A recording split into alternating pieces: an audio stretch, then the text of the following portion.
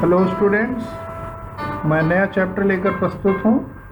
एक साम्राज्य की राजधानी विजयनगर। ये कक्षा 12वीं का 7वां पाठ है इतिहास विषय में।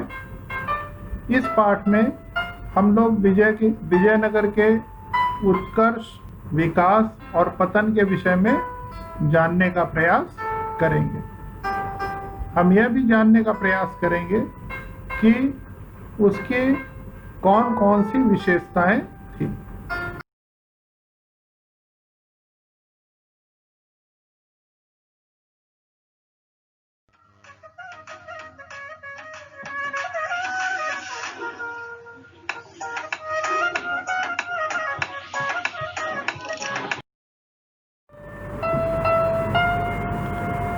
यह प्रश्न अक्सर पूछा जाता है परीक्षा में, विजयनगर की जल आवश्यकताओं को किस प्रकार पूरा किया जाता था। तो इसमें आपको इस प्रकार उत्तर देना है कि तुंगभद्रा द्वारा निर्मित एक प्राकृतिक जलकुंड है। यह नदी विजयनगर के उत्तर पूर्व दिशा में बहती है। आसपास की पहाड़ियों से कई जलधाराएं आकर नदी में मिलती हैं और सभी धाराओं पर बांध बनाकर अलग अलग हौज या जलकुंड बनाए गए थे और शुष्क क्षेत्र होने के कारण पानी के संचय और इसे शहर तक ले जाने के लिए व्यापक प्रबंध किया गया था। जलकुंडों से जल शहर तक ले जाने के लिए हिरिया नहर का निर्माण किया गया था और जो सबसे महत्वपूर्ण हौज का निर्माण था उसका नाम था कमलपुरम जलाशय। यह प्रश्न बहुत ही महत्वपूर्ण है, इसको आप लोग जरूर से बार बार प्रैक्टिस कीजिए। शहर के किलेबंद क्षेत्र में कृषि क्षेत्र को रखने के आपके विचार में क्या फायदे और नुकसान थे। यह भी एक महत्वपूर्ण प्रश्न है इस चैप्टर का। तो इसकी हानि और लाभ इस प्रकार हैं। पहला, कृषि क्षेत्र में खेतों के आसपास साधारण जनता और किसान रहते थे।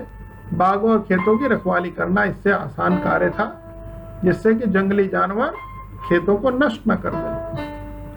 दूसरा, मध्यकालीन समाज में घेराबंदी एक मुख्य उद्देश्य था, जिससे कि सेना को खाद्य सामग्री से वंचित कर दिया जाता था, जिससे लोग आत्मसमर्पण कर दें। लेकिन यहाँ पर चूंकि जो कृषि क्षेत्र था वह किलेबंद क्षेत्र में था, तो खाने पीने की कोई घेराबंदी के समय समस्या नहीं आती थी। इसलिए ऐसी स्थिति में यह बहुत ही लाभदायक था। लेकिन विजयनगर के शासकों ने इसमें बहुत पैसा खर्च किया, जिस प्रकार से उन्होंने इसकी किलेबंदी की। इसके कुछ नुकसान भी थे।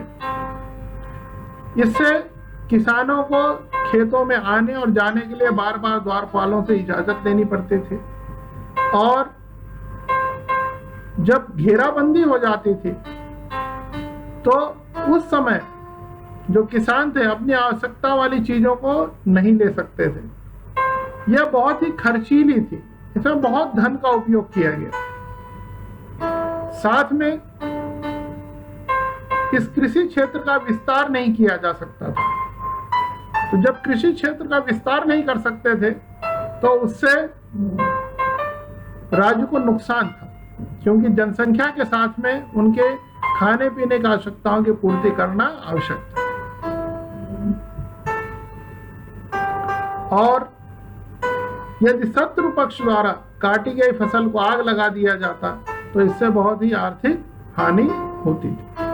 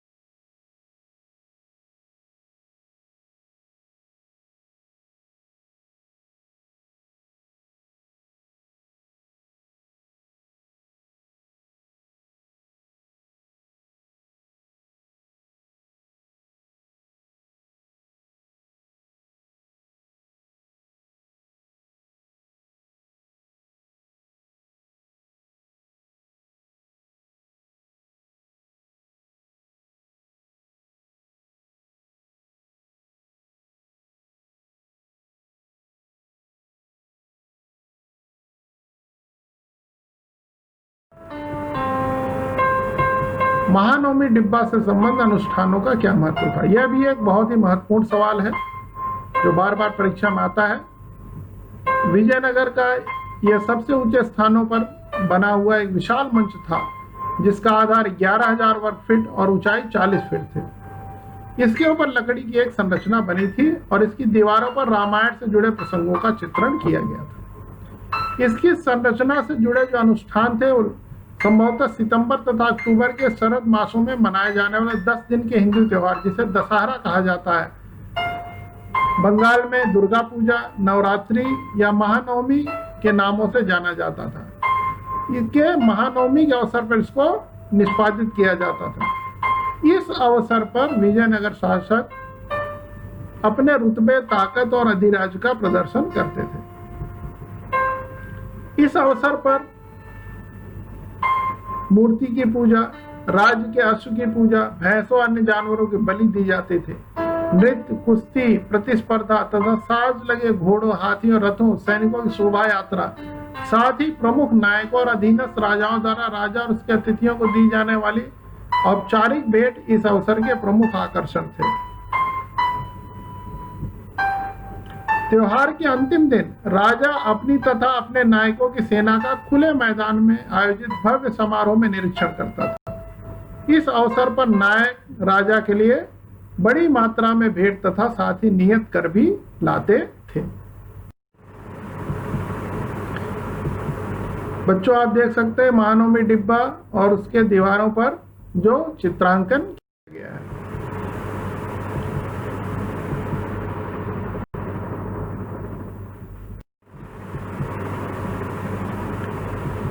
विजयनगर साम्राज्य के उत्थान में अमरनायक प्रणाली के महत्व का मूल्यांकन। अगर हम देखें तो अमरनायक प्रणाली विजयनगर साम्राज्य की प्रमुख राजनीतिक खोज थी, लेकिन फिर भी इस प्रणाली के कई तत्व दिल्ली सल्तनत की एकता प्रणाली से लिए गए थे। अमरनायक सैनिक कमांडर थे जिन्हें राय द्वारा प्रशासन के लिए राज्य क्षेत्र दिए जाते थे। वे किसानों, शिल्पकर्मियों तथा व्यापारियों से भू राजस्व तथा अन्य कर वसूल करते थे। अमरनायक राजस्व का कुछ भाग व्यक्तिगत उपभोग तथा घोड़ों और हाथियों के निर्धारित दल के रखरखाव के लिए अपने पास रख लेते थे और यह राजा को सैन्य शक्ति प्रदान करते थे जिसके द्वारा वह पूरे प्रायद्वीप पर अपना नियंत्रण स्थापित रखते थे।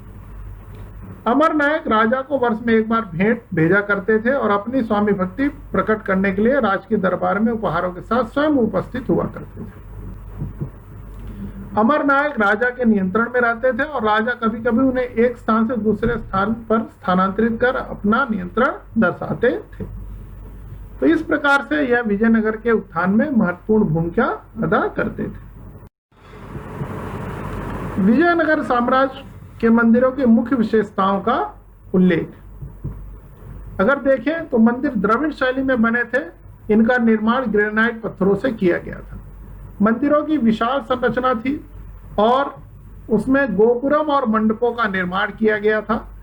बच्चों, मंडप ये पिलर्ड हॉल होते थे जिसमें पिलर होते थे, खंभे होते थे इनके, जिससे कि वह खाली स्थान नीचे बचता था जहां पर लोग इकट्ठा होकर के सार्वजनिक प्रार्थना करते थे, नृत्य करते थे या अन्य उत्सवों पर उनके लिए सुविधा होती थी। गर्भगृह के ऊपर कई मंजिलों का निर्माण किया जाता था जिसे विमान कहा जाता था। मंदिरों में जो कल्याण मंडप है उसका उपयोग नृत्य, संगीत, नाटक, दैवी विवाहों के आयोजन में किया जाता था। जो अभी मैंने आपको बताया मंडप, उसी को एक कल्याण मंडप कहा जाता था। द्रविड़ शैली होते हुए भी इसकी विशेष अपनी आप में विशिष्टता थी। इसमें इंडो इस्लामिक वास्तु शैली देखने को कहीं कहीं मिल जाती है। अगर हम देखें तो हम्पी के मंदिर अत्यंत अलंकृत स्तंभ युक्त मंडप थे जिसमें विशिष्ट अभिलक्षणों में मंडप तथा लंबे स्तंभों वाले गलियारों को हम देख सकते हैं। इसमें जो प्रमुख मंदिर थे विट्ठल और हजार राम मंदिर वो हम देख सकते हैं। विरूपाक्ष मंदिर का भी मैंने आपको जो है चित्र दिखाया था, वह भी इसी में शामिल है। इसके अलावा अन्य क्षेत्रों में भी उन्हीं के समकालीन शासकों ने भव्य मंदिरों का निर्माण करवाया था। जैसे मदुरई में नायकों द्वारा मीनाक्षी मंदिर बनाया गया। इनके विशाल प्रवेश द्वार होते थे। यह राजाओं की शक्ति और संसाधनों के प्रतीक थे।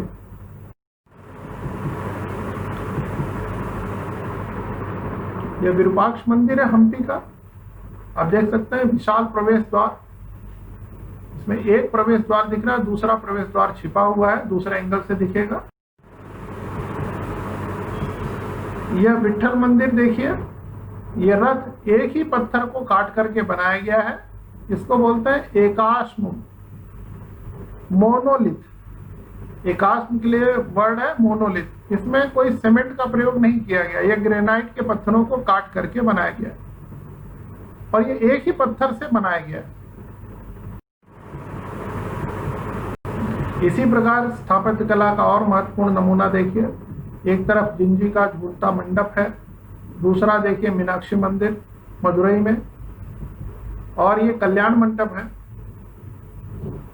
देखिए सुंदर नक्काशीदार आपको स्तंभ दिख रहे हैं, खंभे दिख रहे हैं, जिनको पिलर कहते हैं इंग्लिश में।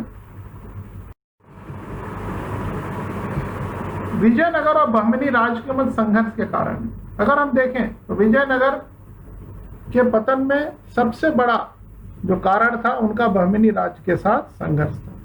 तो विजयनगर के शासकों और बहमनी सुल्तानों, जिसमें बरार, बीजापुर, अहमदनगर, गोलकोंडा, बीदर थे, इनके मध्य तुंगभद्रा के दोआब, कृष्णा कावेरी घाटी और मराठवाड़ा पर अधिकार के लिए संघर्ष होते रहते थे। इसी में अगर हम देखें आगे तो तुंगभद्रा दोआब, कृष्णा और तुंगभद्रा नदियों के बीच का प्रदेश था।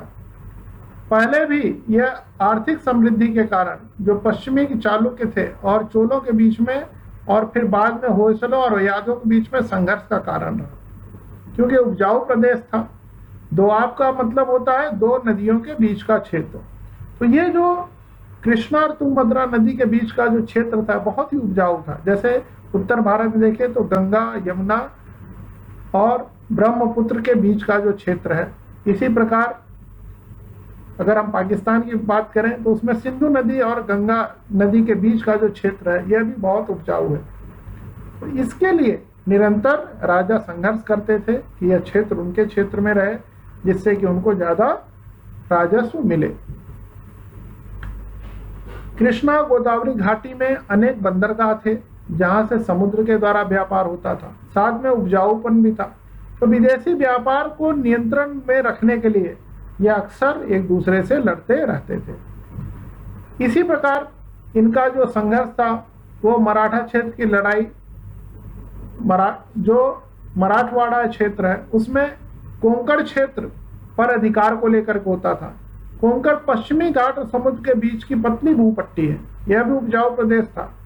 और साथ में यहाँ पर निर्यात और इराक और ईरान से आने वाले घोड़ों के लिए जो महत्वपूर्ण बंदरगाह था गोवा इसी में शामिल था। तो अच्छी नस्ल के घोड़ों को प्राप्त करने के लिए यह जो गोवा था वो महत्वपूर्ण बंदरगाह था। तो उस पर भी नियंत्रण स्थापित करने के लिए इनके बीच में निरंतर संघर्ष होता रहता था। विजयनगर साम्राज्य के पतन के लिए उत्तरदायी प्रमुख कारण, पहला केंद्रीय सरकार की कमजोरी। हमने देखा कि यह नायकों पर ज्यादा, जो अमर नायक थे उन पर ज्यादा निर्भर थे सेना के